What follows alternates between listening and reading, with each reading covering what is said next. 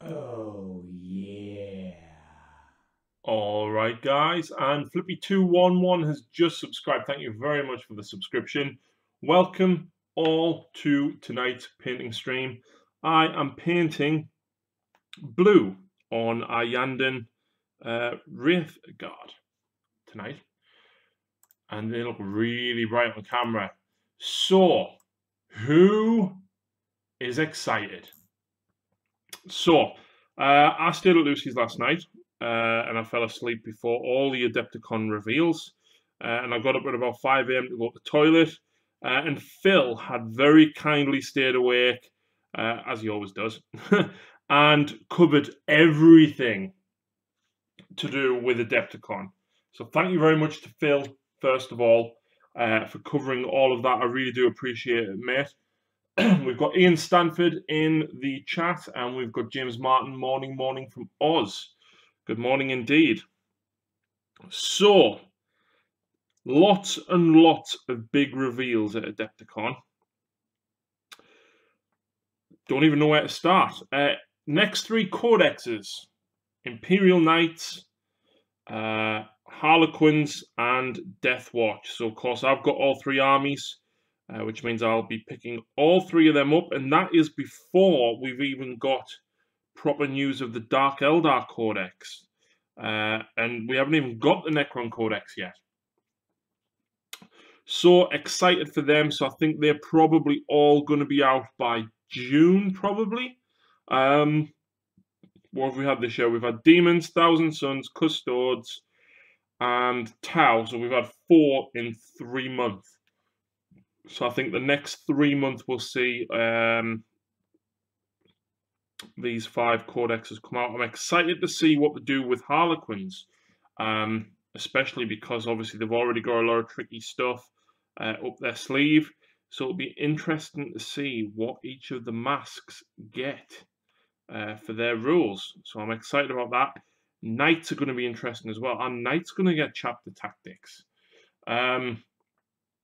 And of course, there was the reveal of a new knight. Kind of heard rumours of a second knight floating around, but the rumours are still that the Armiger can be one of 2 kits, and the big guy is going to be one of 2 kits. But we shall see if they release them separately, because I know the Armigers are only built one way. But either way, had a trial game with all the leaks and point changes. Necrons are so good. Tomb Blades and Destroyers are insane. Well, I'll get to Necrons after we've discussed all the reveals, because I've got a few plans coming over the next couple of weeks regarding Necrons, so we'll get to that soon. So yeah, the Knight. It looks like it's got, weapon-wise, the Heavy Plasma Incinerator that the Redemptor Dreadnought has, but you can probably guarantee that this is going to be a bigger version of it. Cool. It's got what looks like half of the Knight Atropos gun, but it doesn't have the blades on it, so I'm wondering if it's something along those lines, or if it's going to be very battle cannon-esque. In its shoulder mounts, it's got what looks like 4 melters, but if you really look at it, it looks like the same weapon as what the Armiger carries. Was it a melter lance or something? It's then got what looks to be 2 small battle cannons on the top, on each side, and then it's got rockets on the top. The new Knight looks awesome. It looks big. I don't think it's going to be. I don't think it's going to be much taller than a Cerastus, but it looks beefy. I think it's going to. If you stuck a Porphyrion and a Cerastus next to each other, I think the scale difference is going to be that about the same between that Knight and the normal Imperial Knight. That's what I think the scale difference will be. So that is Knights and Codexes. But a lot of people are kind of wondering, are they going to have Chaos or Renegade and Imperial as a keyword which you can switch depending on whether you're going, obviously, Chaos or Imperial. It'll be interesting. Definitely be interesting. And it begs to wonder how much is this bigger knight going to cost? Because as it stands, I think Archeon is the most expensive kit there is at 100 quid. And obviously a Knight Warden's 85. So is he going to be 100 quid? Is he going to be more? That'll be 600 quid. Points wise, I meant money. But yeah, easily 600 points. Considering a Crusader is about, what, 475? So that is Imperial Knights. What was after that? The new Death models, there was a little bit of a trailer. You couldn't really see much for Death. But obviously they've actually specifically confirmed new Death models incoming.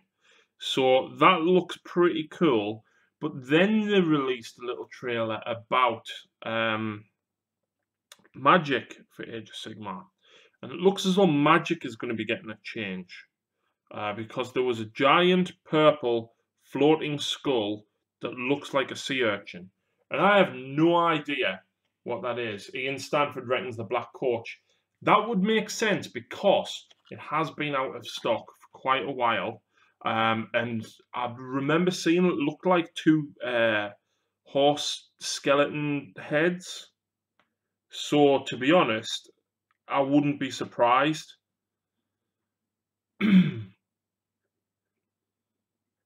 Prob that in Australian dollars as well. Yeah, man. What's that, like 2 weeks' wage? So new Death models, new Age of Sigmar Magic coming. And I really, really don't know what to make of that floating purple head. I have no idea what it is, apart from the fact that it looks like a sea urchin. And then, of course, we've got Idoneth Deepkin. I absolutely love the seahorses. I love the character that they've shown you that is like riding on a wave with fish coming out of it.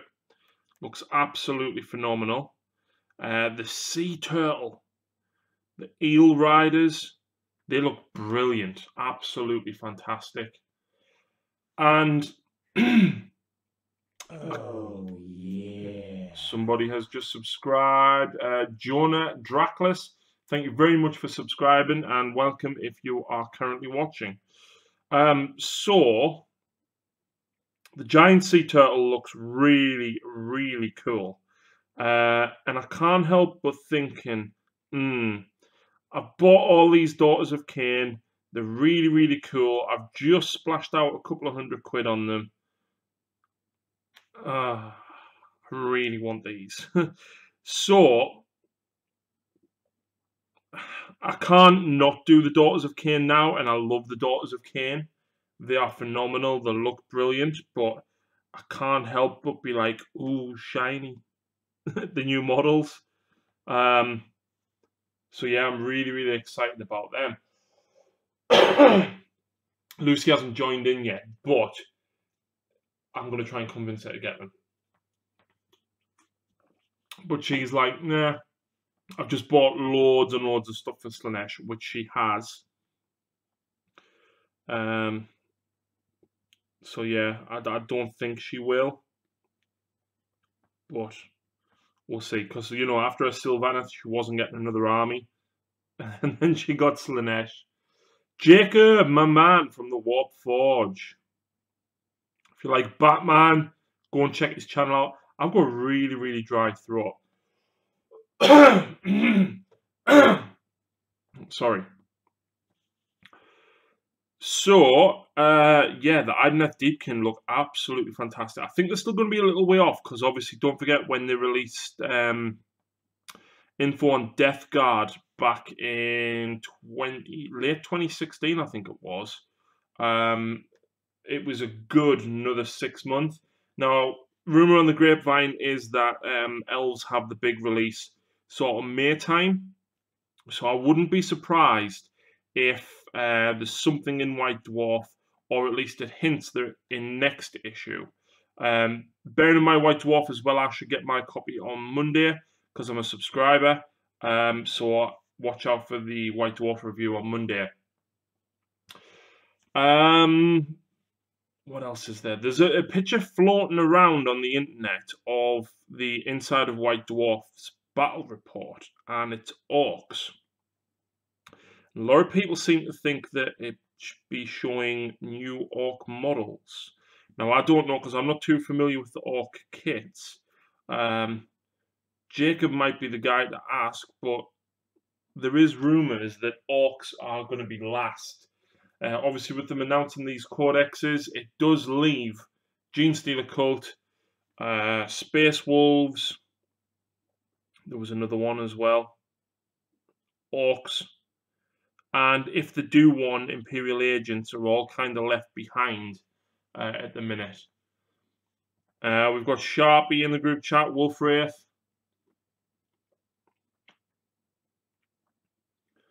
So yeah, Sharpie's just started some Space Wolves.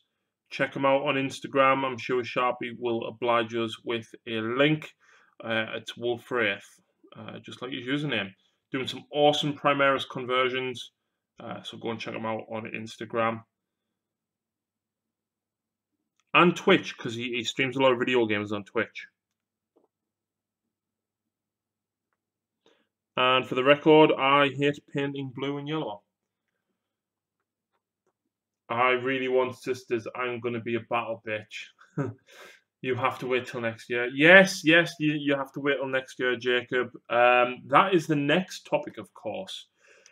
Plastic Sisters of Battle. Now, whatever Games Workshop are up to, I think they're doing phenomenally well. People have gone on and on and on about Plastic Sisters for ages, and they even said, last year we asked you what you wanted. Everyone said Plastic Sisters. They've kind of hinted at it in the squat reveal video as well, because the Sisters clock was actually 10 minutes to midnight, or 2 minutes, or I can't remember, but it was close, which obviously means that they've been hinting at it the whole time. But yes, fully confirmed by Games Workshop, Plastic Sisters of Battle. Now, it does beg the question, and I'm not going to talk about this much. I'm only going to mention it. A lot of people on the internet are very against boob plate and female marines and things like that. I hope it doesn't cause an uproar. Beyond that, I'm saying nothing else on that matter. So, are they going to release an entire new range? Are they going to turn the current scopes to plastic? Who knows? Finally shell out for Grishnak Resin Sisters of Battle. Plastic Thunderhawk gunship. Yeah, that's probably going to be... I don't think it'll happen soon, but I wouldn't be surprised if the next iteration of the Thunderhawk is plastic. I really wouldn't. So that is pretty much all of the news covered. With the news now being covered, I want to say a massive thank you to everybody who has subscribed to the channel over the last couple of weeks, in particular with the Tau release. I want to say a huge thank you to all of my Patreons for supporting me. And what they managed to do this month was enable me to pick up the Tau Codex and cards. So thank you very much to my Patreons. And contributions and such this month, or this coming month rather, for April, will be for the Necron Codex. And that leads us on to the next topic of conversation. Stephen Dunn, hey. So, Necron Codex. First of all, Stephen is coming down on Friday next week, so 6 days time, 8 days time. Stephen, I don't think I said I'm actually free during the day. I'm not at work, so you can come down during the day rather than the night. We're going to be playing Necrons versus Tau, so obviously you get to see Tau in that action properly, because as much as I did do the Apocalypse Battle Report, I didn't really show off the rules and the stratagems and stuff as much as what you would normally see in a battle report. So that will be happening. What else will be happening is I'm thinking about doing Necron Day, kind of like what I did on Tau Day. So on Tau Day, there was a battle report, there was an army overview and discussion with me and Lucy, and talked a little bit about the stratagems. So it was kind of like a codex review / army overview. We'll be doing one of those for Necrons. I'm also going to be doing a painting tutorial because I'll be picking Forge Bane up on Sunday, as I'm away Saturday, unfortunately. So I'm picking that up on Sunday, and I will be doing a painting tutorial for the Cryptek in my colour schemes, of course. I've also got some MDF terrain from TT Combat, so I'm going to be painting some of that up as well. So if you guys like the themed days, let me know if you want Necron Day to be a thing. And if so, I will do my best to make it happen. After that, Sean, who hasn't been on the channel for a long time, he's been changing jobs and things like that. I haven't played Sean in a very long time, and I don't think I've even played him ever in 8th. You haven't seen him for a very long time on the channel. In fact, I think the last time you seen him was when I was still in the other games room. A long time ago. Necron Day needs an anthem. Jacob, you can go and find that anthem for me. As long as it's license free, I will play that music for you.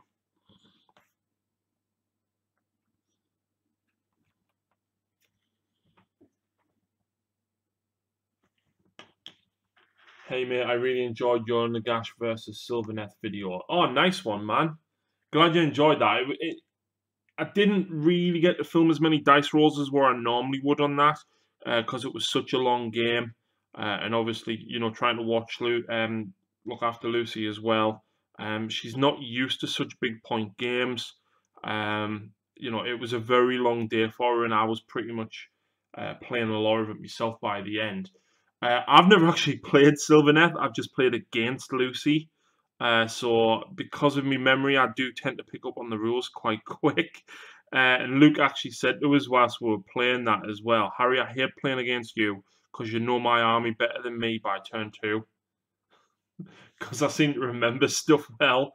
But yeah, it was a really, really fun game. Actually, it was just incredibly long. But Lucy does want to do another large point game. She says she prefers the larger point games. So I feel like I need to expand my Gutbusters a little bit, which there will be, because I've got a Troll Hag that I need to paint up. Lucy's working on a Slanesh, and of course I'm working on the Daughters of Khaine. Once I've finished these,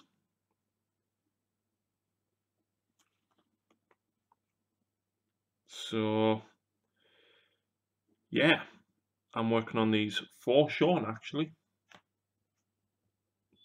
He donated some Tau to me a while ago, and I said I'll paint up some minis for him. And he asked me to paint 15 yellow wraith. And because I'm a sucker for punishment, I said, yeah, I'll do yellow wraith.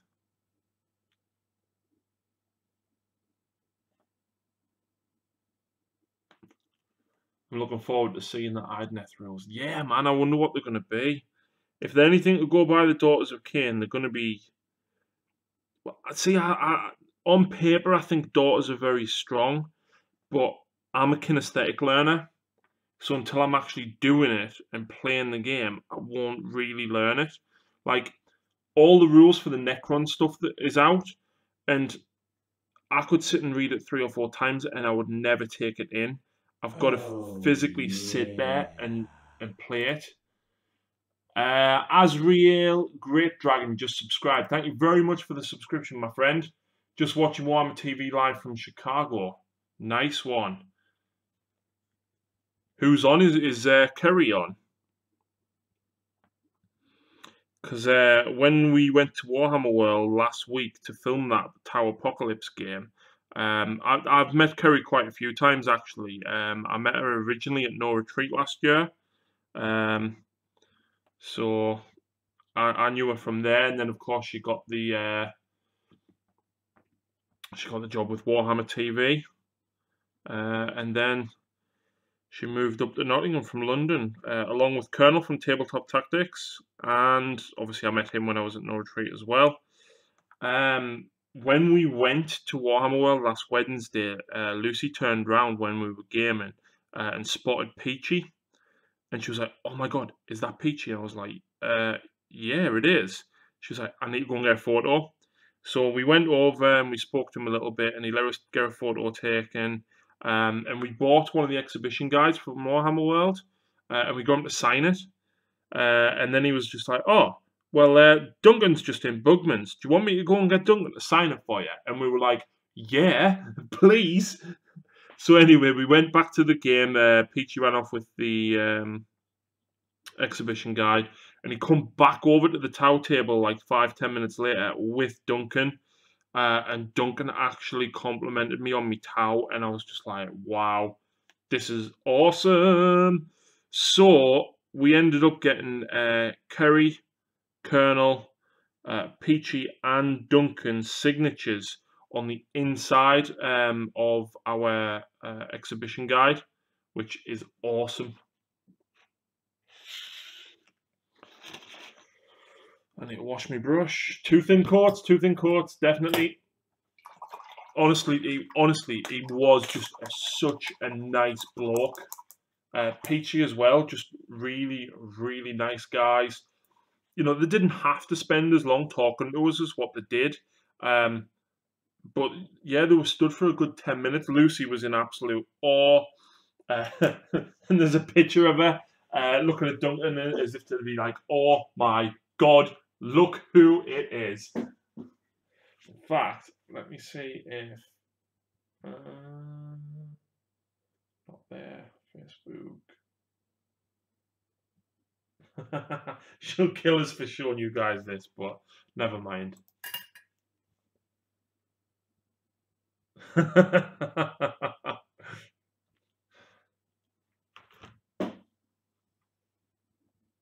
Yeah. Really, really nice guy.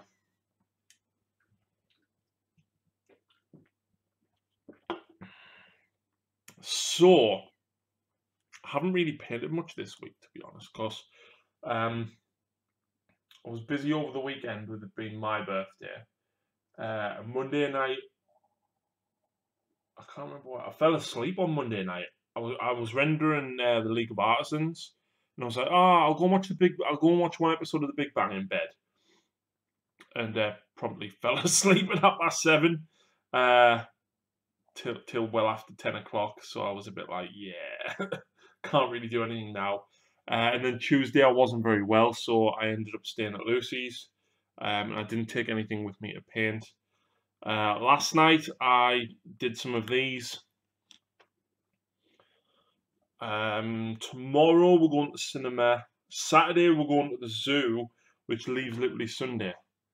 On Necrons, do you think Mefrit is too OP? Had a game and my destroyers ended up being strength 6, -4, D3. Was just very strong. Is that the one where you get -1 AP if you're within half range?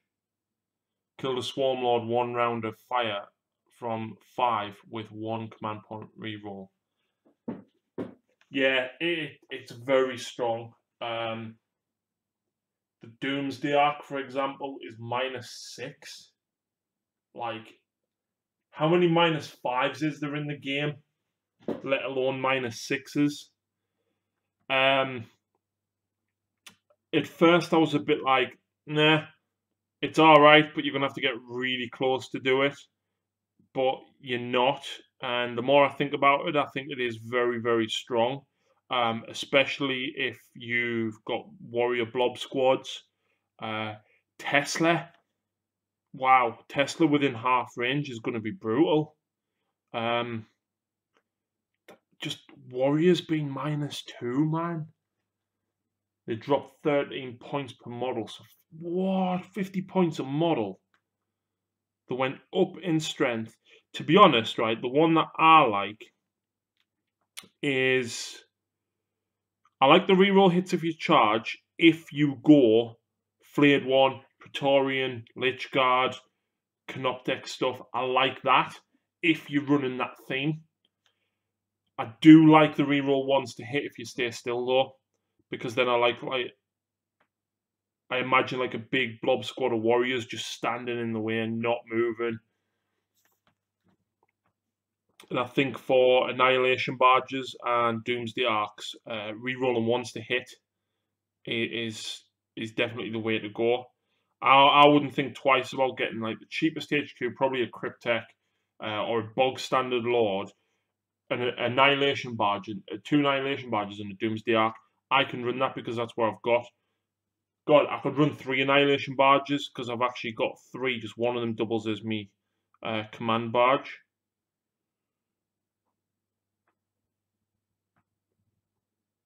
So on the subject of Necrons, actually, so I haven't even thought about what list I'm going to take against Stephen. I don't even know which Tau Sept he's going to play. I know he was leaning towards Borkan because he likes Fire Warriors. So Fire Warriors, Borkan, Pulse Accelerator Drone. That's 3 shots within 21 with a Cadre Fire Blade. Rerolling ones because of an Ethereal. So when Lucy played, she likes the Tau Sept, just Overwatch on a 5. It's very, very basic, but she really liked it. So, and it was easy for her to remember as well, because obviously when we went to Warhammer World, it was a massive, massive game. It was 8,000 points. It was a long day, obviously traveling there and back for her. It's not easy. And the medication she's on, just 5s for Overwatch instead of 6, was just so much easier to remember. Interestingly enough, right, she actually remembered most of the stratagems because it was before the release of the Codex. We basically listened to Winters, Scorpion, and someone else did a review. Might have been Mini Wargaming, and just basically wrote down the stratagems, and she remembered nearly all of them.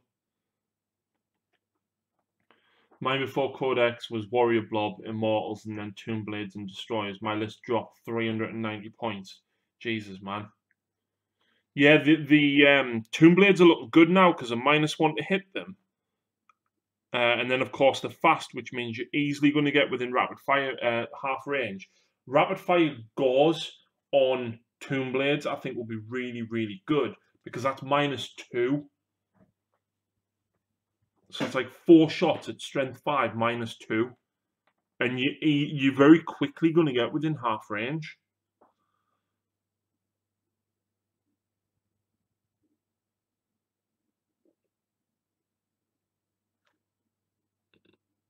So there's a lot of stuff that you can go for. So where is there?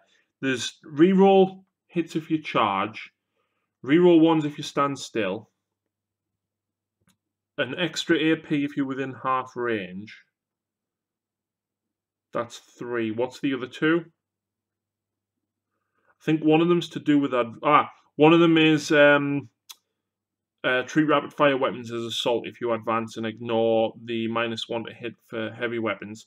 That's pretty cool, but I like it for the heavy weapons. I don't like it for the assault weapons.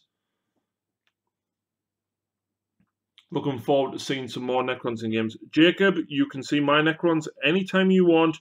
Just get those Night Lords out, bring them here, and we'll have a shootout.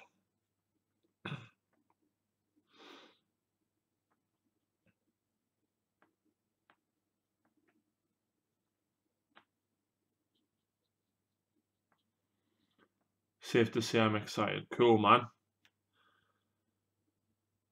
Well, what I'm currently doing for Patreons is Patreons are allowed to build lists and submit lists that they would like to see, and tell me what armies they would like to see fight.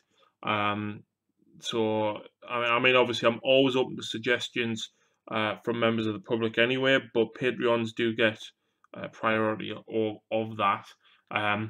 And as much as I say, yeah, you can pick the armies and so forth, sometimes there's a bit of back and forth between, oh, well, have you got this, have you got that, have you got this?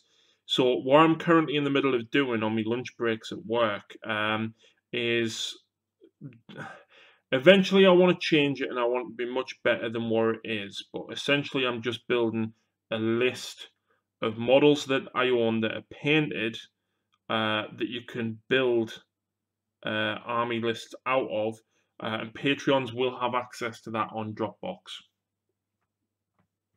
I'll sub now and send you my list for updated codex. Nice one, man. Send it to the Dark Artisan Facebook page, or you can drop me it on email at the darkartisan40k@gmail.com. But yeah, like I said, I haven't really looked into it that much, so I'm probably going to be doing a lot of watching tomorrow night, because I know Lawrence has filmed a battle report today, so I'm going to wait for that to go up. Winters will have the codex already as well, so yeah.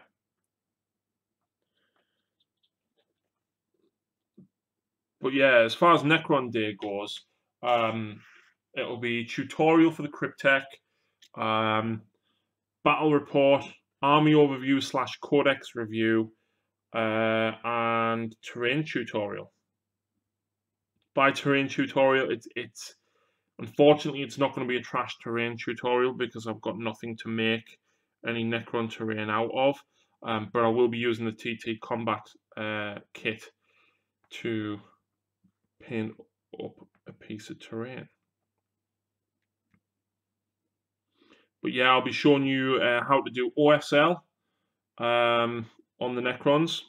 I will also be showing you how to use weathering powders, because I use red weathering powder.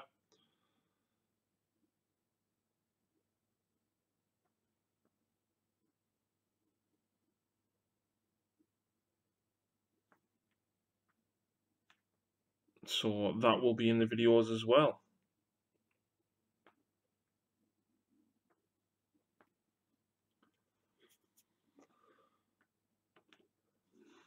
And for the record, I'm still hating blue.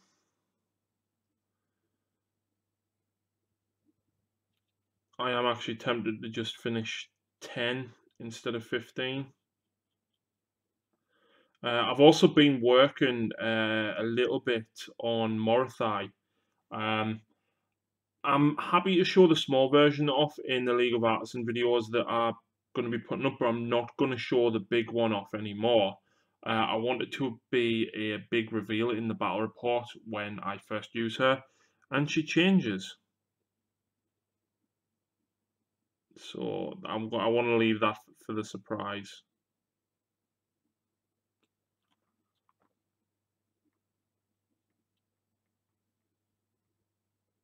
But yeah, I'm looking forward to Forgebane. Most of the stuff in the box I'm going to use.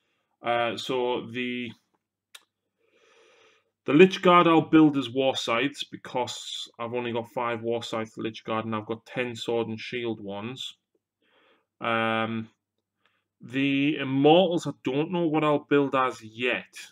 I'll probably see how things go because I literally before Christmas ripped all the Gauze Blasters off me Immortals, and replaced them with Tesla.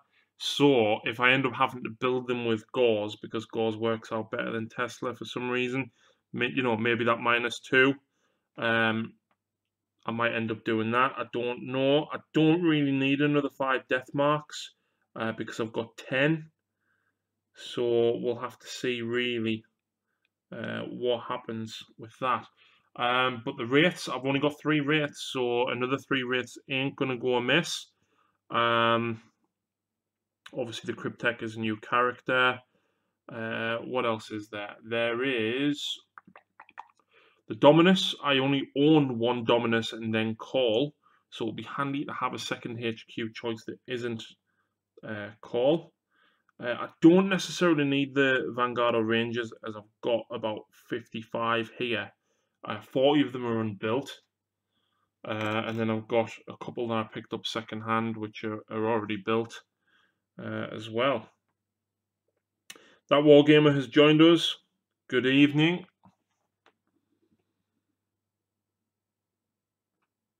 And then, of course, the Knight Armigers.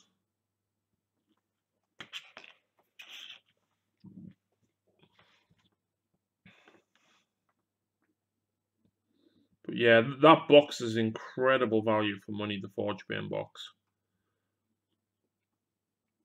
And of course, if you get... Now then, lads, just got back from hospital. Oh, Bazza! Hope you're alright, man. Underdog Painting. Go and check Bazza out. Does some cracking live streams. Much better crack than me.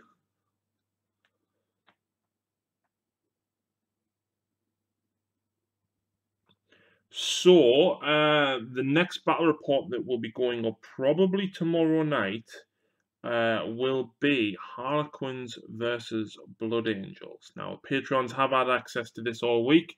I'm currently in the middle of editing their next one. So if you do become a Patreon for as little as $1 a month, you do get 1 week early access to battle reports. Any tutorials and stuff that I do, I try and do some for Patreon as well. For example, all the Tau ones were available as I got them done, as opposed to putting them straight up. I waited for Tau Day. So the tutorial for the Necron Cryptek will be available at Patreons. Again, as soon as I've done parts of the model, I'll be filming as I paint it, so they'll be going pretty much straight up. And of course, access to the library of models, which I'm currently putting together. But you can submit lists and select what battle reports you would like to see as well. And of course, you not only that, you get a shout out, and your name goes in the credits at the end of the video. Apollo Syndrome. Bazza, yeah, the wife's just had a baby, mate. Oh man, congrats. Apollo Syndrome, hello there. Good evening, or morning if you're in Australia, or afternoon if you're in America.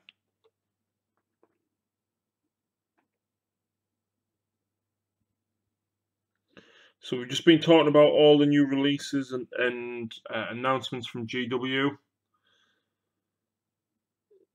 The, of course, Idoneth Deepkin, the giant Imperial Knight, the next 3 codexes. I'm interested to see what they do for Harlequins, though.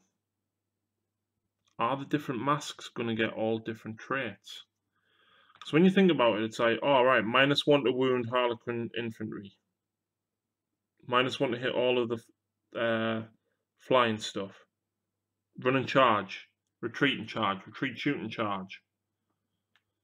Do you know what I mean? There's loads and loads of tricky stuff that they've already got. So it's like, what else are they going to have? Not that I don't think they're strong. I think a lot of them need serious point reductions. I think some of the war gear needs reworking. I think a Harlequin's blade should have like AP2, even though it's not a power sword. Well, technically on the model it is a power sword, but you know, it's a Harlequin blade. It's got no AP. Like, why? I think the Harlequin's kiss should do a mortal wound on the roll of a 6 to hit. Or something like that. And I think like on a 6 to wound, increase its AP. Harlequins aren't bad. They've got a decent punch. But as soon as you start going for things that are toughness 5 or above, you start to really, really struggle. I do think the Star Weavers and the Void Weavers need to come down in points a bit, particularly the Void Weaver. I think although the Death Jester has been adjusted, I still think he needs a little bit more. Whether or not that's a rule change or another reduction in points, I'm not sure, but essentially you're paying like 60 odd points for a sniper Sheraton cannon, which, whilst it's okay, he's not, he's not going to dish out the damage that another assassin can. Mikey, Mikey, did you hear anything back from GW about the pin application, mate?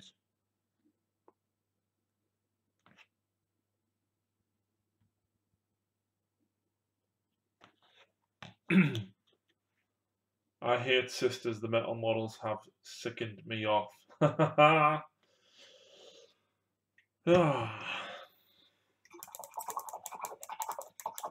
It's monster time.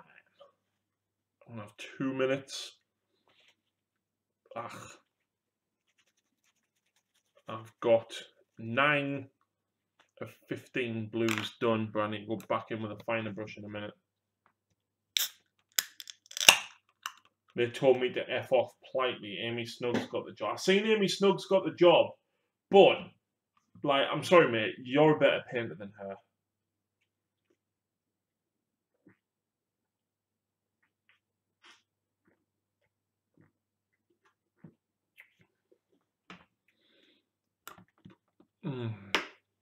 I really, really can't bring myself to do any more blue on them at the minute. My favourite monster flavour. Yeah, man, mine too, for obvious reasons. But that is the terrain that I will be painting for a terrain video.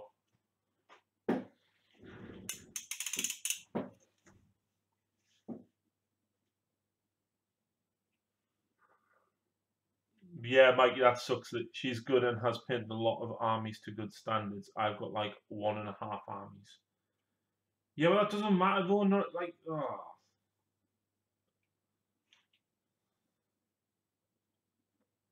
Yeah.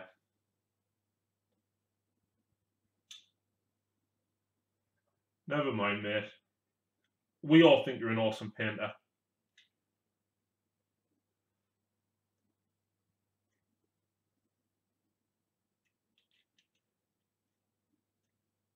And I'm starting to get a headache, literally just as I've opened the monster. How good's that, eh?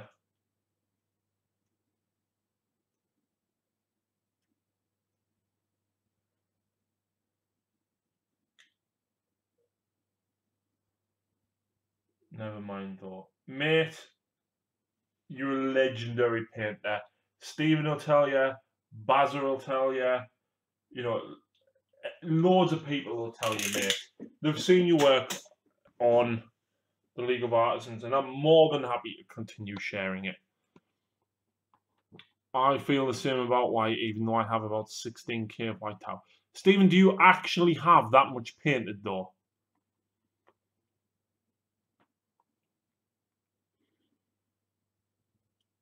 Because I genuinely don't think that you've got more than me. And that's not me having to go, it's just, well, I haven't really seen your collection, but...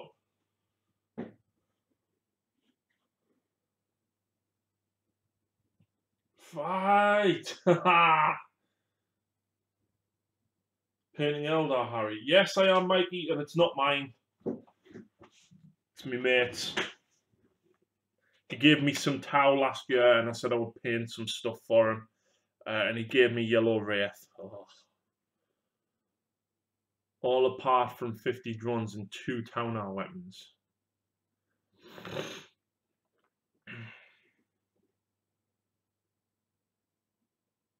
Hey dude, Stu here. Did you get any subs from the shout? I did. Hope it helped because you're so close to 7k. You're getting the new knife for Admech then. Thank you very much, Stu. I didn't realise you'd done a sub. Unfortunately, I haven't watched YouTube for about a week.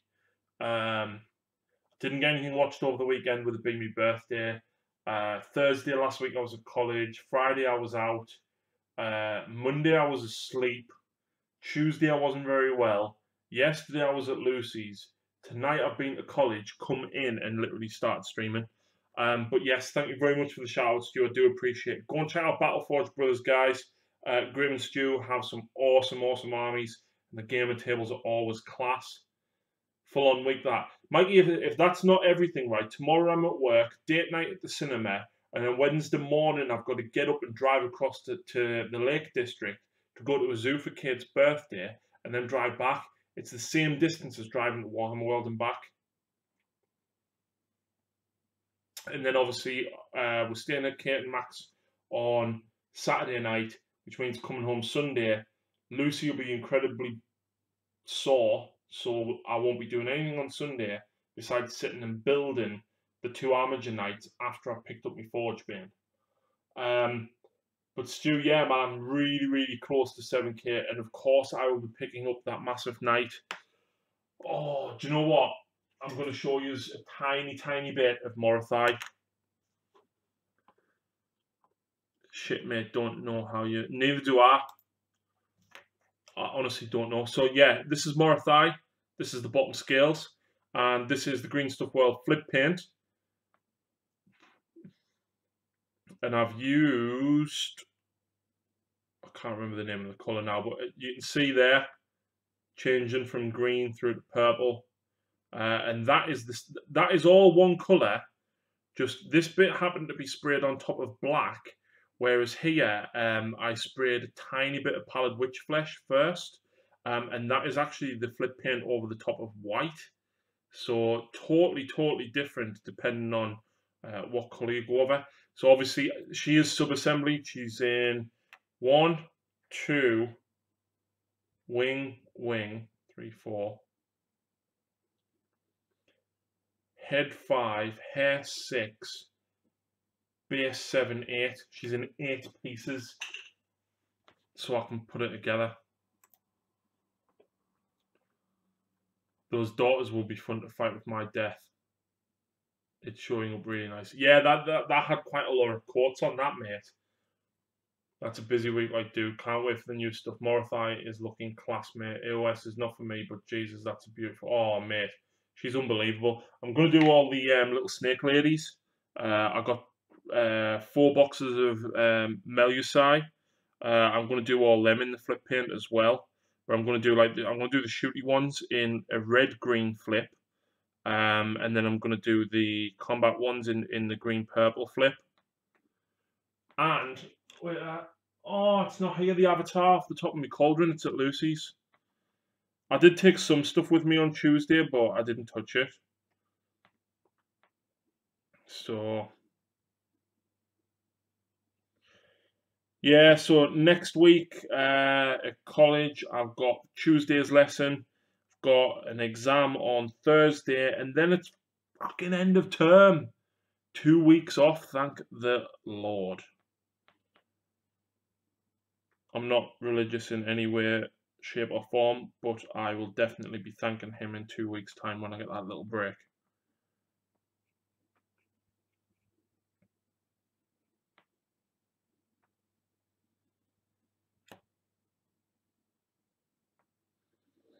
So, I've been thinking about getting back to college. Do it, man. I was 30 when I started back at college.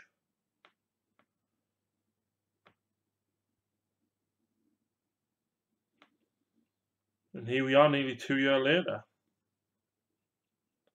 It's like once a week was manageable, but twice a week for 4 hours a night after I've been to work for 9.5 hours. It's an absolute killer, like. Gotta go, lads. Peace out. Bazza loves you. Keep up the good work, Harry. No worries, Bazza. Thank you very much. And congratulations once again. HSB, Jen, I'm doing a PhD in September. Just finished my master's. So burnt out at the moment. Mate, I can't even imagine how burnt out you are of doing a master's. Like, it's at the point where I'm contemplating, do I actually want to go on to year 3 of college?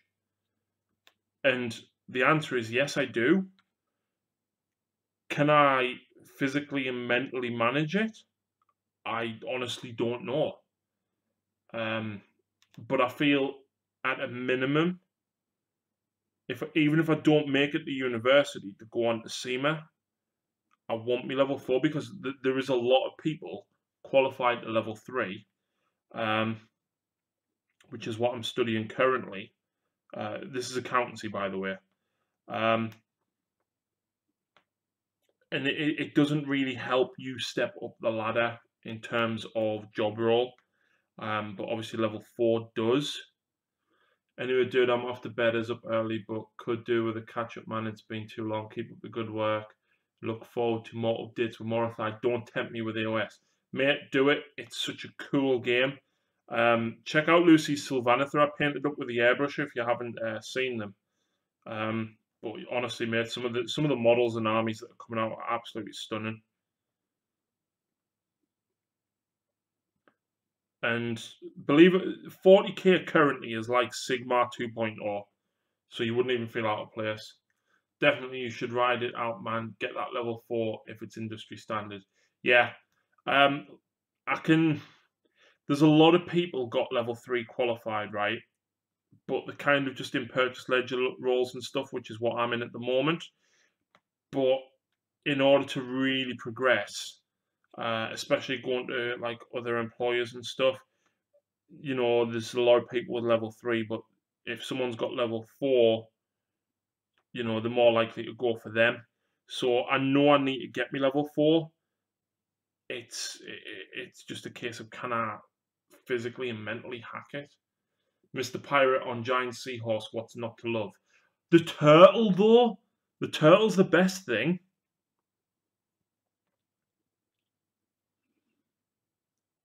I sent Lucy the link this morning at like 5 o'clock. I stayed at hers last night, so I mean, I was next to her anyway. But I sent her the link, and because of her medication, she doesn't normally get up till around about 9:30. And she messaged me, and she went, "What's that?" I went, "Just read it." And she's like, "I will later." So she read it all, right? And she was like, "So, new death model, new knight, new codexes, plastic sisters, and Deepkin." I was like, "Yep." Is the big dude with the wave cape techless? I don't know. I don't know. I hope it is.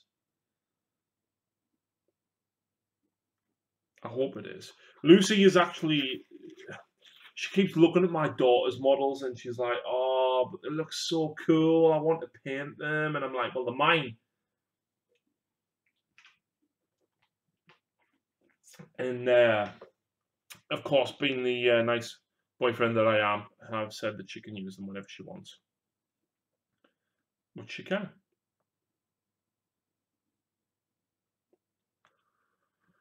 I want to teach college level, and having a doctorate stands out. The reveal was insane. Yeah, man, it was loads. And I don't want to teach, but I would like to move to the next level.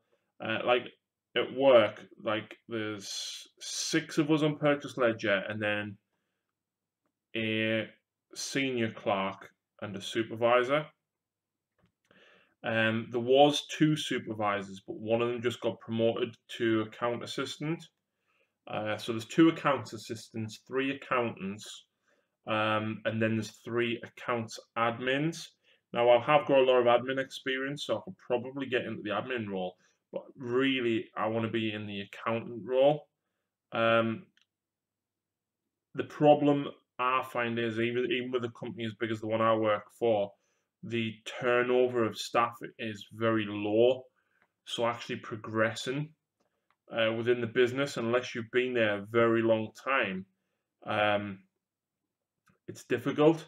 So I'm not unrealistic. I know I'm probably going to need to move employer in a couple of years, especially seeing as, you know, having experience as well as the qualification matters. It's just a case of hang on for it. The Cape Dude is the avatar of Mathlan, the elf god of the sea that Lothan Sea God used to worship. He died in end times, but Teclis resurrected him. Nice. I don't really know that much about fantasy, to be honest. So, like, even the old Morathi, what she got up to and stuff, I only know it from watching 2 Plus Tough.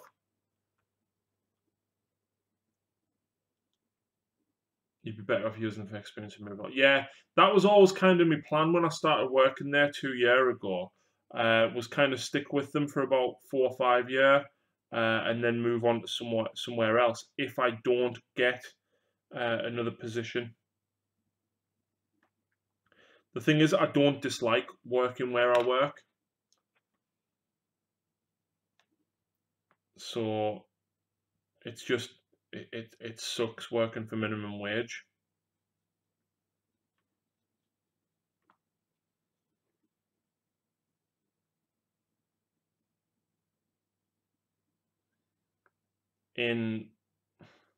I've worked physically tiring jobs before, but being mentally tired when you're getting from work it's tiring on a whole other scale. Moving job is so scary. Yeah, I haven't had many jobs, to be honest. I used to work for the Inland Revenue as a teenager. Then I moved off into admin for the NHS. And then I had a couple of temporary jobs. And that's when I realized, you know what, I really want to do finance. And I got a job with an agency, temping in finance. After I'd done the admin for a bit, and I really enjoyed it, but they didn't keep me on after the 12 weeks. So I started working at the hospital just so I had a job, and it was just walking up and down the records library, putting records away all day. Coming home physically tired, but with my mind raring to go on everything was different. Now it's the other way around. So I come home, my body's raring to go because I've sat at the desk all day. I haven't done anything. I haven't moved any boxes. But mentally, I'm tired, and I can't be bothered, and I want to go to bed, and I'm getting old.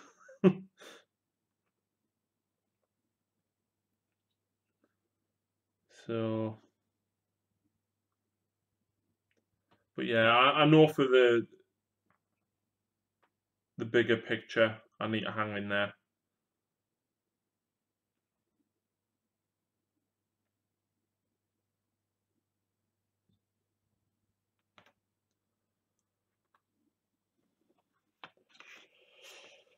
Four more to go. Mentally tired is worse, definitely, absolutely. And it's not like I feel like I'm working hard during the day because I'm concentrated, but like the time goes by so fast sometimes at work that you don't even realize. And then obviously, doing statements and working with, hundreds of thousands of pounds on accounts, posting invoices, paying bills, doing that all day is hard. But on top of that, after I've done that for 8.5 hours, going to college for 4 hours, like now I am mentally tired, but my body is not ready to go to bed. It'll pay off in the end. Have you heard anything about what's changing in AOS 2.0? I didn't really know that they were changing AOS other than what they said about magic this morning. Beyond that, I don't know anything. Like, people think I get spoilers and I find out things beforehand. I literally don't. I find stuff out when all of you guys do. It just happens to be that I'm in a lot of different groups on the internet, and I tend to see stuff when it appears. So, like, that's how I know about the Orc picture and stuff like that. And like, someone messaged me at like 11 o'clock this morning. They were like, oh my god, have you seen this? Have you seen this? And I was like, yeah, I saw that at 5 a.m. So much responsible for such little pay. Shame most UK jobs are low pay now. Yeah. There's 6 of us on Purchase Ledger, and we have 9 or 10 warehouses around the country, and I basically pay the bills for 2 of them. I look after the stationery, toiletry, and refreshment orders for 115 stores. I look after 3 massive carpet suppliers, one of which is home delivery, so the system that we use for that is totally different. 2 pretty big furniture suppliers, and then a massive sofa supplier. The sofa supplier, like, I can't really go into figures, but we pay them a lot each week rather than month, because our liability insurance won't cover the amount that we're supposed to pay them every month. So we have to pay them weekly. I look after all of the invoices for repairs. Yeah, I deal with a lot. Bearing in mind, I probably manually process 4 of them 6 suppliers. I have to manually process the invoices. So that's about 1,000 invoices a month, I reckon. And then, of course, all of the admin ones and the stationary orders and stuff for each of the stores.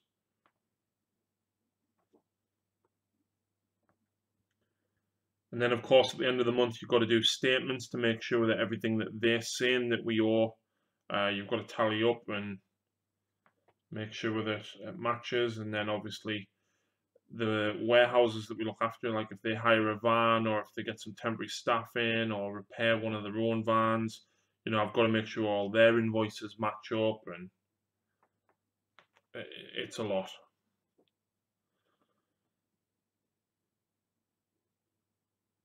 Whereas when I worked at the hospital, I walked up and down putting files back in numerical order all day and got paid more, which is crazy.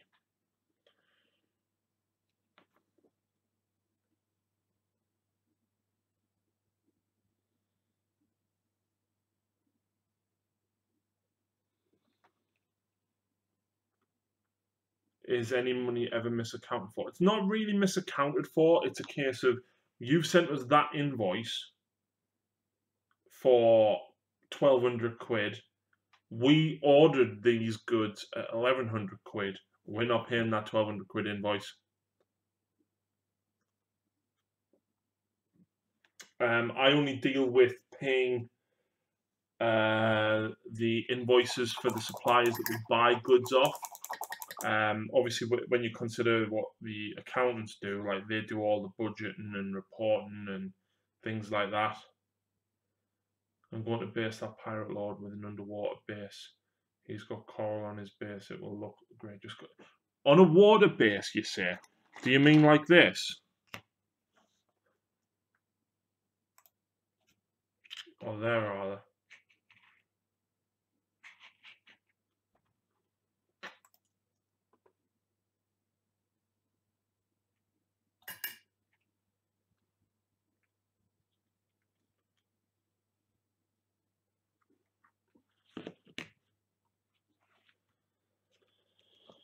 Oh.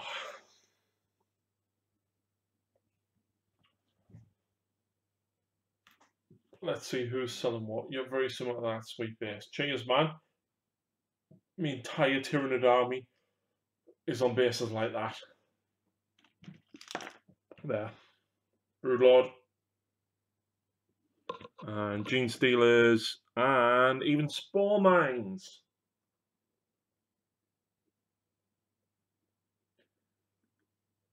Whoa, whoa, whoa, whoa, whoa, Stephen, what?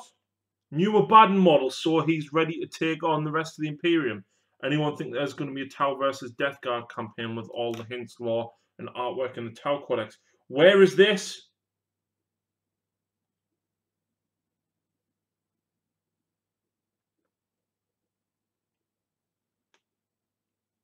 Also, James, I've got your message. Going to call it a day. Have a good one, all. No worries, man. Thanks for tuning in. Stephen, tell me where this is.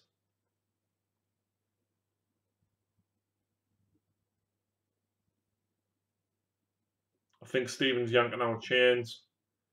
I've got 2K Death Corps that have been unassembled for 6 weeks since I bought them from Lenten. The only unassembled models I have is 40 Skitarii Vanguard Rangers behind us, 10 Canaries, and 10 Melusai. That's all I've got unpainted. Unbuilt, rather. I think I might have a Riptide buried in a box over there as well, actually.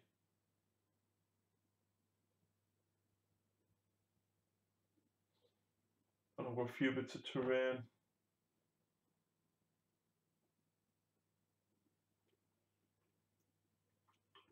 What do you think of the Melusai? Model-wise or rule-wise? Model-wise, I think they're beautiful. And as beautiful as them and the Canaries are, rule-wise. Right. Rule-wise, I like the combat ones. Simply hitting and doing a mortal wound in combat is very good. Hitting on 4s, re-rolling 1s by the time you get up to whatever turn number. And they're not bad for points. The issue I have with them is they have a shite save, so you've got to get all your buffs. You rely very heavily on buffs and combos in Daughters of Khaine. By themselves, no units are particularly great. Morathi, whilst good, she's not the be-all and end-all. She really isn't. A command trait is command ability is cool, but then you can't take a command trait on it. And with all of the other cool command traits, you kind of want one of the others.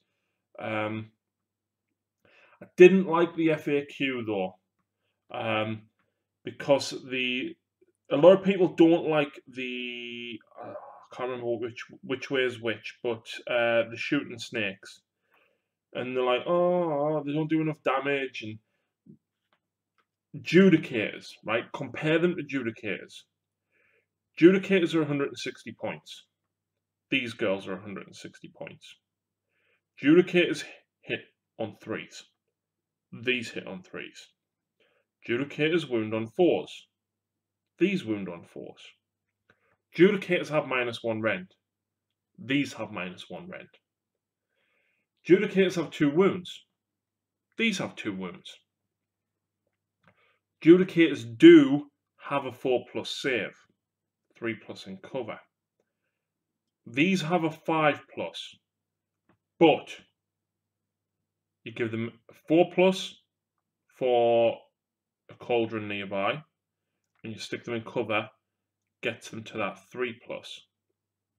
Now, this is where it starts to get better, because they've also got a 6+ ignore wounds. They are better in combat than Judicators. So if they do get caught out, they are better. And the leader has the little serpent that I think does extra wounds. They also do a mortal wound on a 6 to hit. The leader gets +1 to hit, so she hits on 2s, doing mortal wounds on 5s. Now, in my opinion, mortal wounds are good. They're not as good as what they are in 40k, because invulnerable saves don't exist in Age of Sigmar.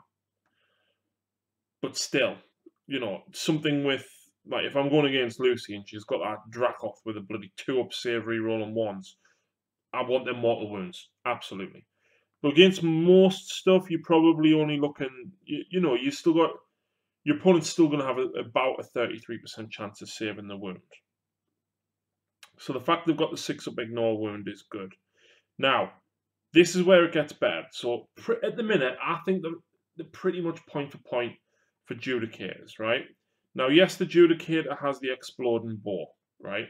But Melusai do a mortal wound on a 6 to hit, 5 for the leader.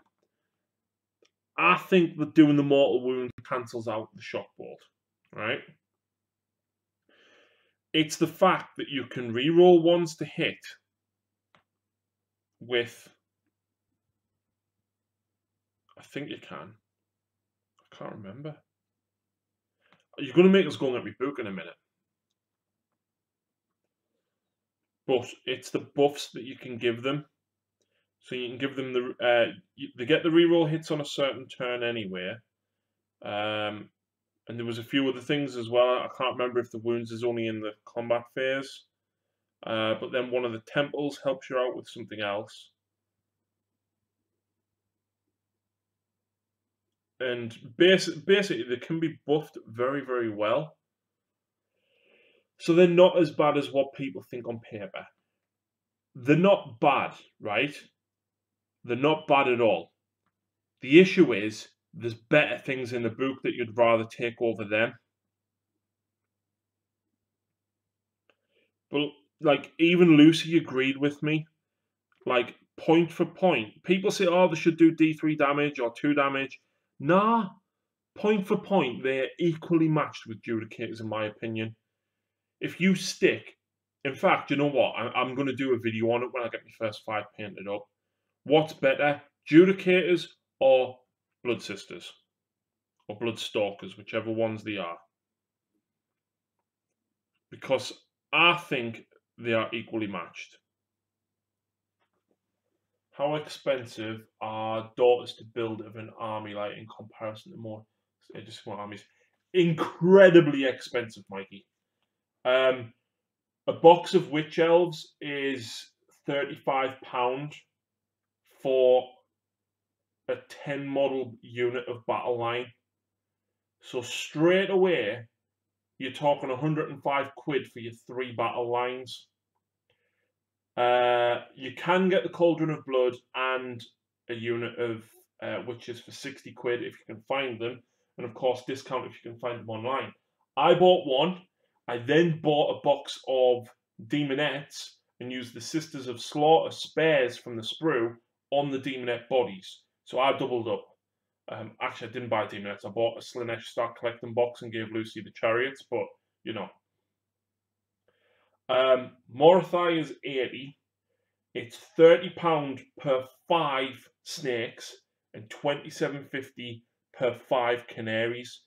Doomfires is 20 quid per 5. So, just to reflect on what I have in my army, in my daughter's army, and why I'm so broke this month, I bought Morathi, Battle Tome, and something else. So Morathi in the Battle Tome is 105. I bought a Blood Coven box with 60. There's 165. Demonettes at 18, so let's call that, like, what, 180. I then spent 210 on Snakes and Birds. So there's 390. And then I spent 40 on 2 Doomfires. I did buy the Dark Elf Sorceress to ally in, so that was 9 or 12 quid. And I'm waiting for another box of Blood Coven to come in stock because I need a 3rd Witch or Blood Sister unit. So rather than pay 35 quid for a box of them, I'm going to pay 60 and get another Blood Throne. But I magnetized my Blood Throne to get all 7 combos out of it.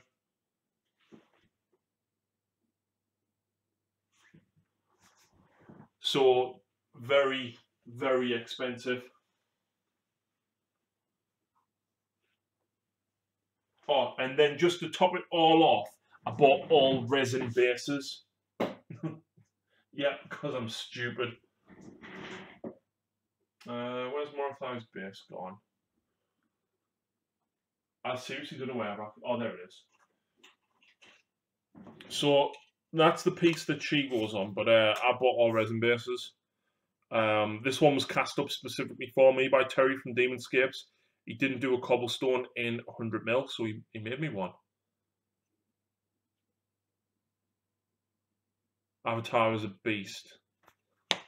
Yeah, he looks cool. Lucy actually bought some of these a long time ago when she was contemplating starting High Elves. and I just didn't use them. So basically, I've got my Doomfire bases and all my Witch Elf bases already.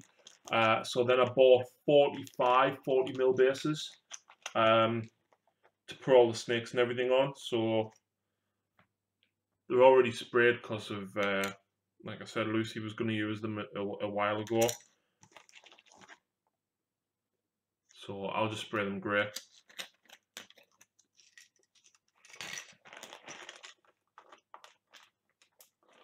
But yeah, check Demonscapes out. Terry does some awesome bases.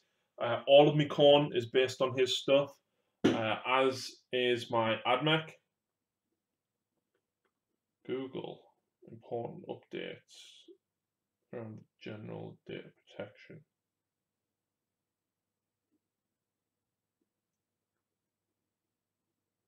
No, Google's EU user content policy has changed. Whatever, I'll deal with that later.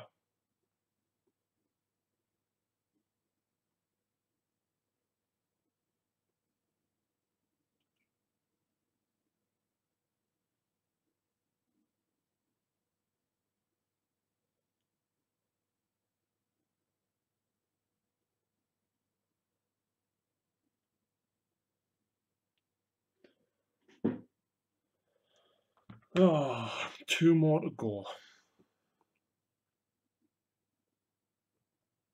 2 more. Come on.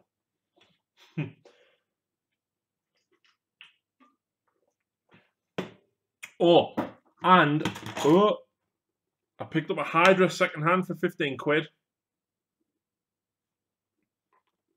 And I sprayed him on the flip paint. So he'll get allied in as well.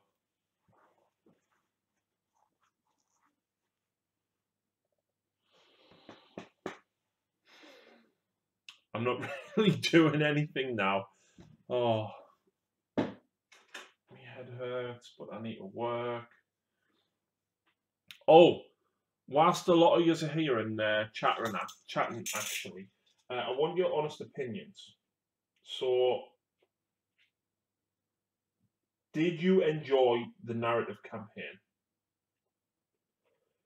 Was the time it took to do the extra editing, the voice acting, the animations and stuff, did you enjoy it as like a 4-piece story?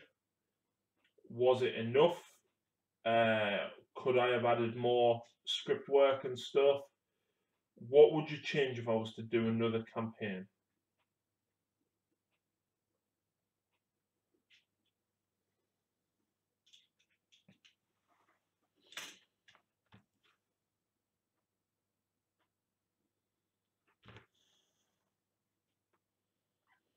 So Stephen is comparing the size of his Tau army.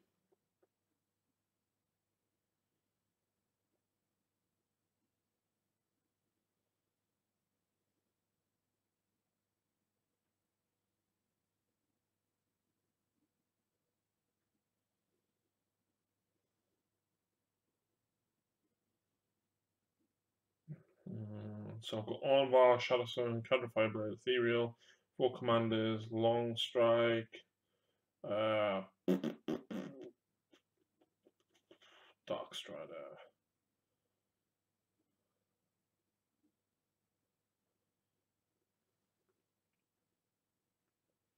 I've not watched the narrative battles. They were filmed with the Tau Index, but when you consider, and Mike, you might be surprised at this, I actually filmed the first mission way back in November, and only actually filmed the last one the end of January, I think. The night one was filmed, I think, between Christmas and New Year. And the second game, I think me and Lucy had to play that over about 3 days, though. The added story and voice work adds a lot of flavour, in my opinion. Much prefer stuff like that over 2 random armies fighting a random mission. Fair enough, man. Did you hear me Nagash voiceover on the Age of Sigmar bat rep as well of Death versus Sylvaneth?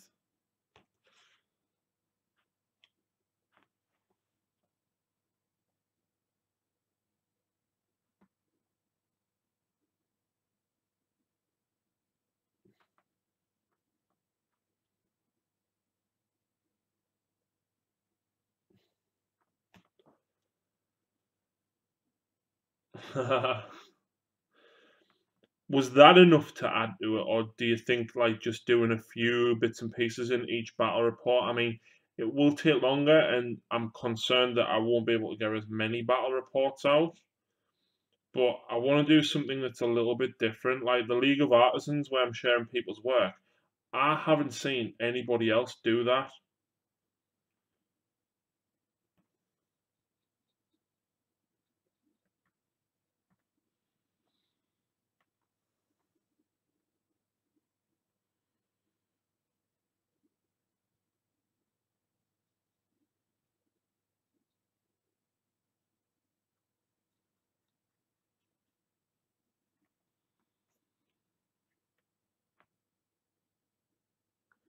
But yeah, I had to kind of rush it out when I heard the Tau Codex was announced. I was like, right, Lucy, we have to do the fourth game and we have to get it out. And it was then a case of trying to catch Phil when he was up here to do the voice work. In the end, I actually couldn't get hold of him for the last mission, and I waited as long as possible, and I had to actually get Will to do the voiceover for the Ethereal for On Shavar.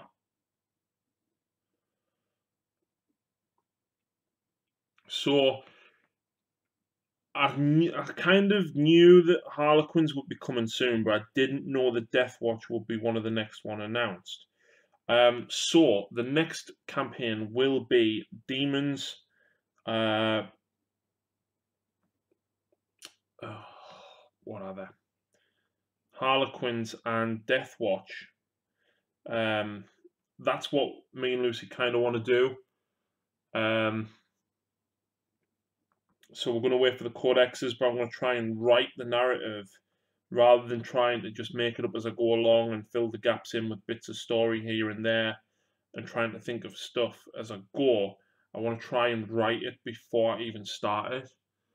I think if you can strike the balance between volume of bat reps but add flavour like a bit of voiceover or special intro, then you'd be onto a winner. Cool. I'll certainly try and give it a go. When Steven's down on Friday, then next week, I'll try and do a Necron. I can kind of do a Tau voice, but I might ask Will if he'll do a Tau voice for us. I'm surprised he's not on. Actually, he's normally online.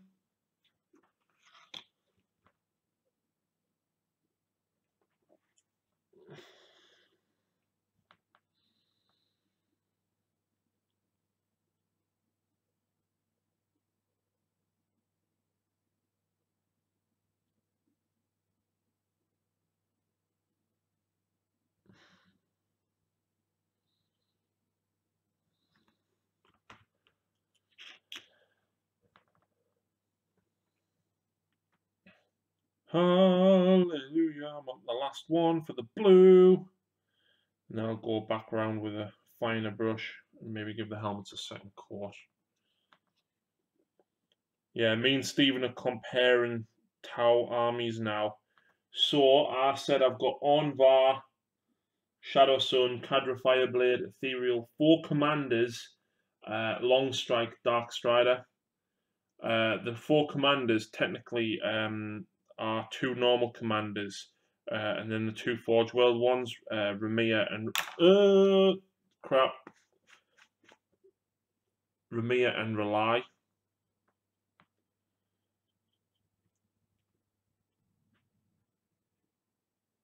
And then I've just said I've got 60 Fire Warriors, 15 Breachers, 15 Kroot. Let's see what he comes back with.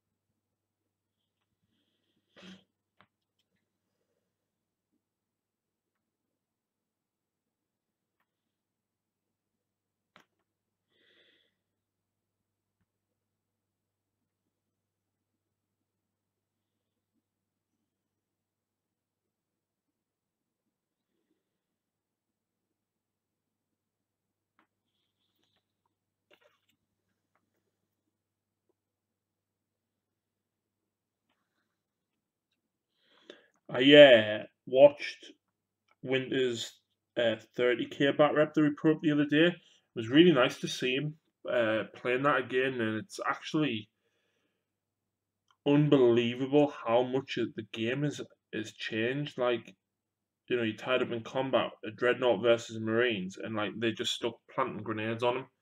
Like, you can't just voluntarily retreat to then shoot at him with something else. Like, that's a mechanic that you just kind of take for granted now and totally forget about it. Right, so Stephen says 53 Fire Warriors, 20 Breaches, 41 Kroot. What the hell?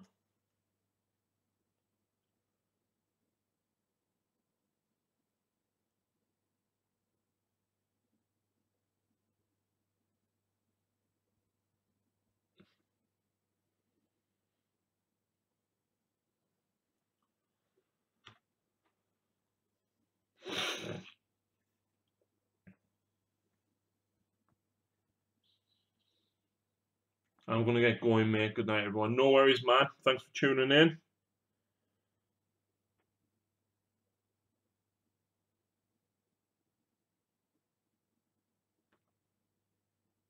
To be honest, I think after I've touched the blue up, I might call it a night because I want to watch a bat rep, and I've got one here I need to edit for the Patreons, which I would say you guys will get it next week, but you won't because you're going to get the Necron one next Saturday. So this one, you guys won't get it until the week after, but it's a special one. It's Dreadnoughts versus Demons. Demons and Dreadnoughts. Literally, I used 2,500 points of Dreadnoughts.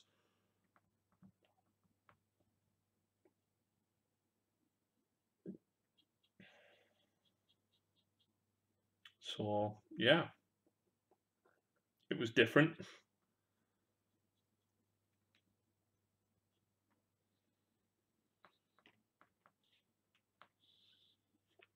Nine Crisis Suits. One Vanilla Riptide, one Ravana, one Yuvara, three Ghost Kills.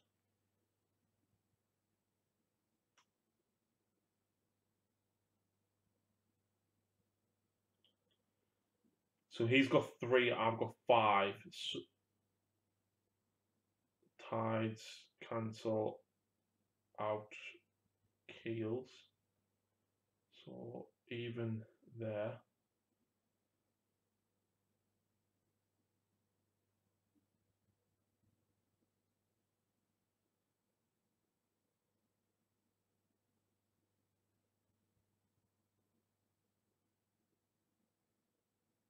Three Kurutoks, six Hounds, one Shaper,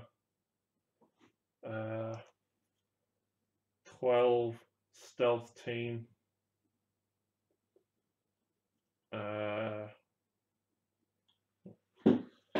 really like the League of Artisans videos you do. Really good to see what you and everyone else is up to. I'm glad you like them. I'm glad. A lot of people, they don't get many views, right? They only get about 200 views. But the people that do watch it say that they do enjoy it.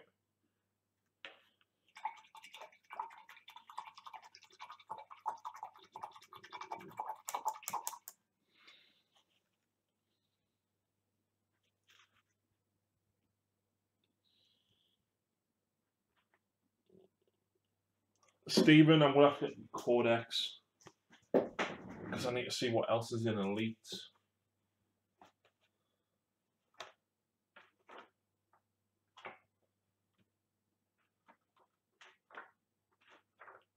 He's got three Kroot Orks, 12 Hounds, two Shapers, and six Stealth Team. So you've got six Hounds and a Shaper more than me.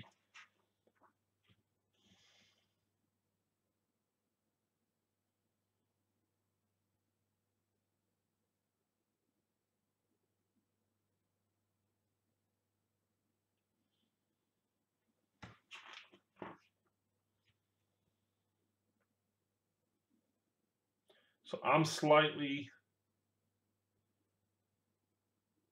No, I'm not slightly in the lead. So about a draw, as I've got more elites, you've got more troops.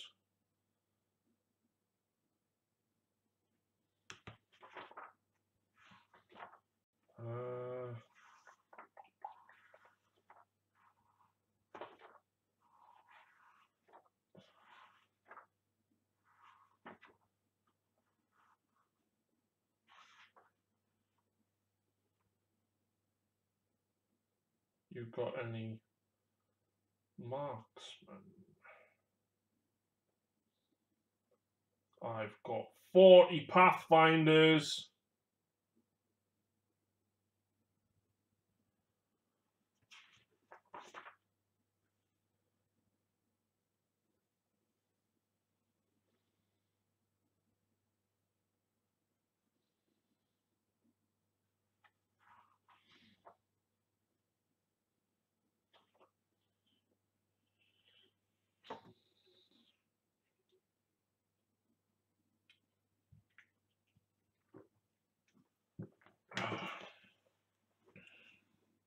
Right, come on. Blue for one more guy.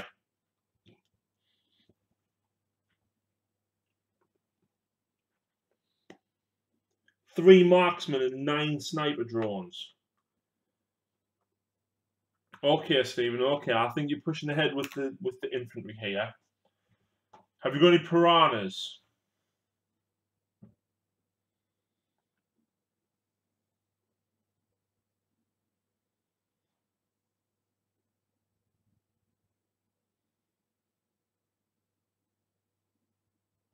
And how many Vespid? Because I know you've got Vespid.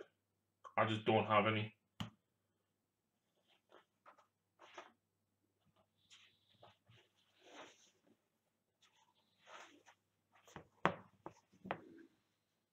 What? 3 piranhas and 12 Vespids. Right, you're definitely ahead with that. I've got 5 broadsides.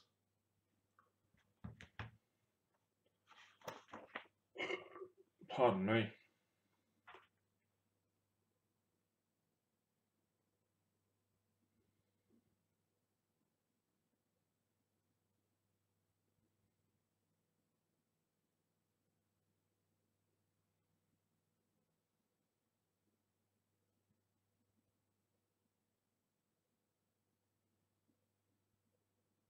Four broadsides, so I've got 1 more broadside than you, which means you're still slightly ahead because of the piranhas.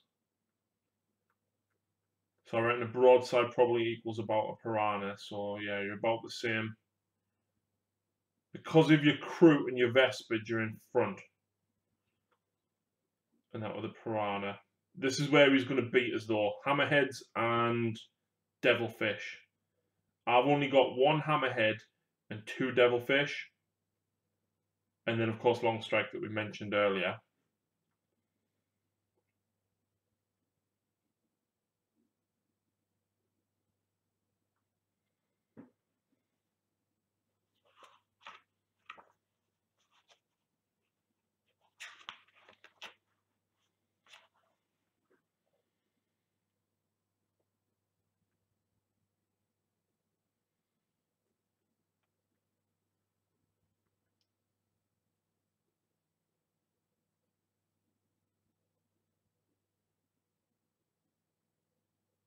Right, so he's got 3 devilfish and 3 hammerheads, but he's got 3 Forgeworld turrets and 2 Skyray turrets. So he's got 5 turrets in addition.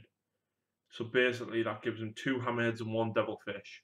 So he's 3 tanks plus a piranha ahead.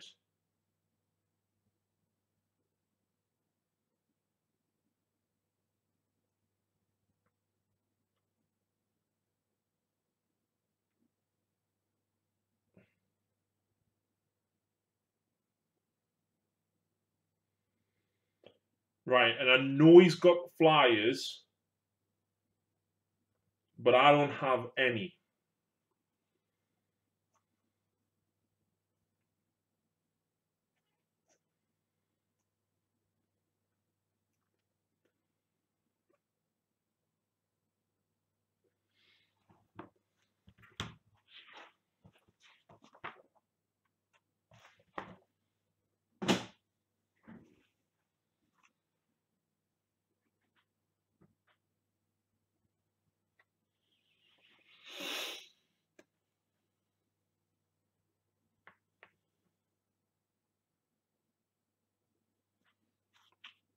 catch him up in a second, though.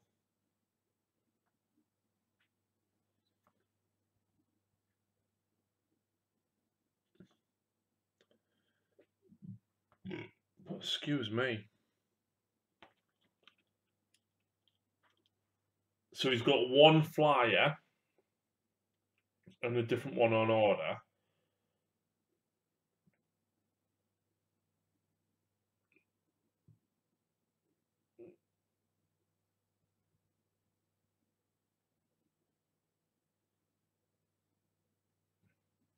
I've got a tide wall and a gun rig. So the tide wall, not the drone port, but the fortification thing, I'm forgetting its name, that goes with it.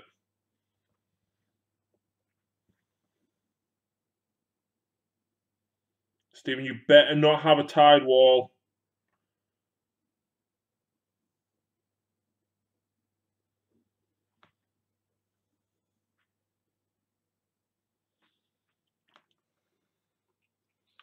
And there is the blue done on 15 Wraithguard. I hate them. Probably need to clean me water now. Don't have forts.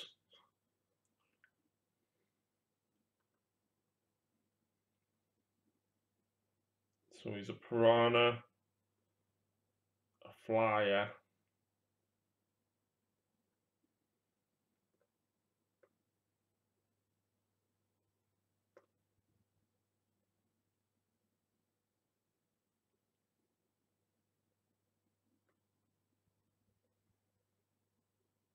and he's got 4 hazard suits.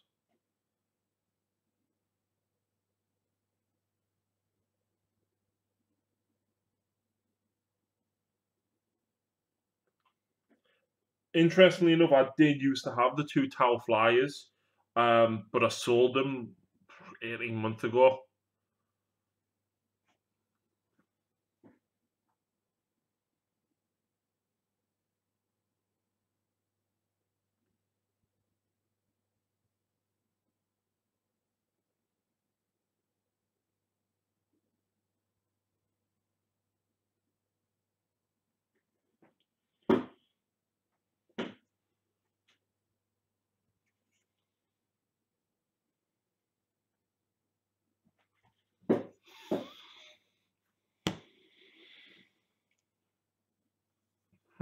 Ah, no, I missed his shoulder blades.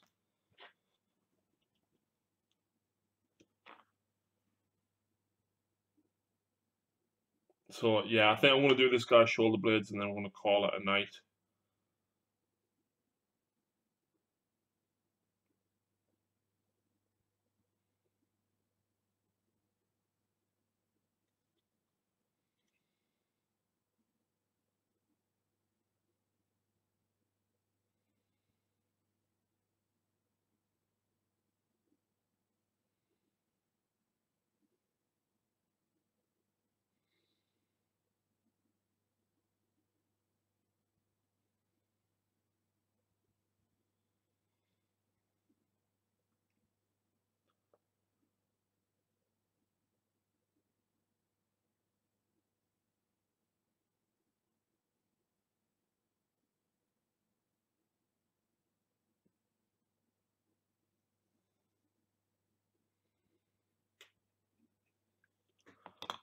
And that is a wrap. I'm going to call it there, folks.